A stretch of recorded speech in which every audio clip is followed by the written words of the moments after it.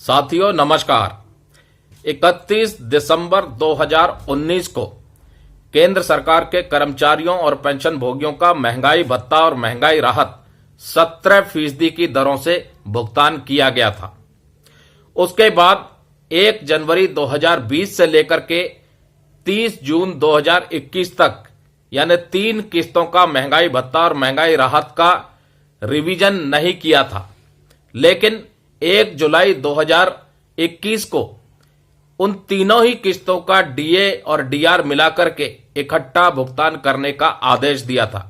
यानी जो डीए 31 दिसंबर 2019 को 17% था और उसके बाद 4% 1 जनवरी 2020 से, 3% 1 जुलाई 2020 से, 4% 1 जनवरी 2021 से, तो टोटल मिलाकर के इन 3 किस्तों का 11% डीए और डीआर बैठता था।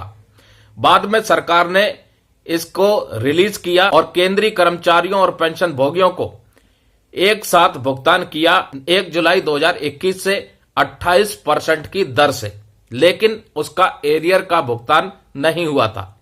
अब दोस्तों चिट्ठी निकाल दी है वित्त मंत्रालय की तरफ से और बहुत ही महत्वपूर्ण चिट्ठी है। इसमें क्लियर कट उन्होंने बताया है कि किस तरीके से 3 किस्तों का जो डीए और डीआर का पैसा था उसको रिलीज किया था।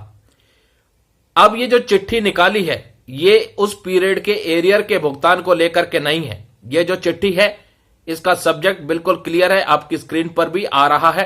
इसमें लिखा है central government employees retired during the period from January 2022 June 2021 calculation of gratuity and cash payment in leave of leave.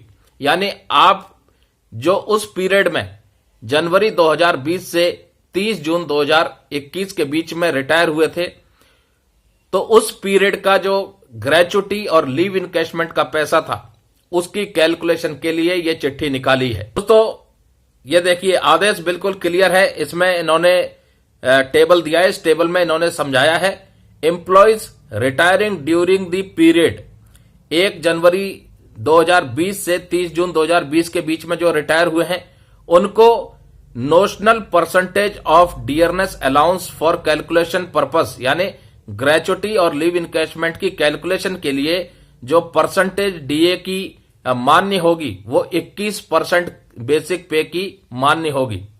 उसके बाद 1 जुलाई 2020 से 31 दिसंबर 2020 के बीच में जो रिटायर हुए हैं, इस दौरान रिटायर हुए हैं, तो उनका जो नोशनल परसेंटेज डियरनेस अलाउंस का ग्रेचुटी और लिव इनकैशमेंट का पेमेंट करने के लिए जो कैलकुलेशन में लिया जाएगा वो 24% बेसिक पे का लिया जाएगा।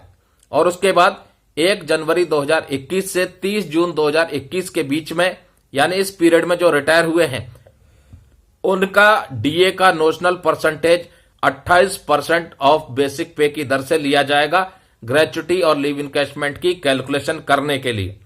तो दोस्तों ये चिट्ठी वित्त मंत्रालय की तरफ से जारी हो चुकी है और बहुत ही महत्वपूर्ण चिट्ठी है। तो अभी भी अगर ऐसे पेंशनर जो बकाया हैं जिनको उस पीरियड में रिटायर हुए और उस पीरियड का रिवाइज्ड ग्रेचुटी और लीव इनकैशमेंट का पैसा नहीं मिला, उसको वो अभी क्लेम कर सकते हैं। क्लेम करने के लिए अगर आपके पास जानकारी नहीं है किस तरीके से क्लेम किया जाए, तो आप एक लेटर अपने कंसर्न पे अकाउंट ऑफिस को भेज सकते हैं या पेंशन डिसबर्सिंग एजेंसी को भेज सकते हैं। ग्रीवेंस डाल सकते हैं आप सीपी ग्राम के जरिए। ऑनलाइन पोर्टल पर भी आप जाकर के इस ग्रीवेंस को अपलोड कर सकते हैं। तो दोस्तों उम्मीद करते हैं ये जानकारी आपको पसंद आई होगी।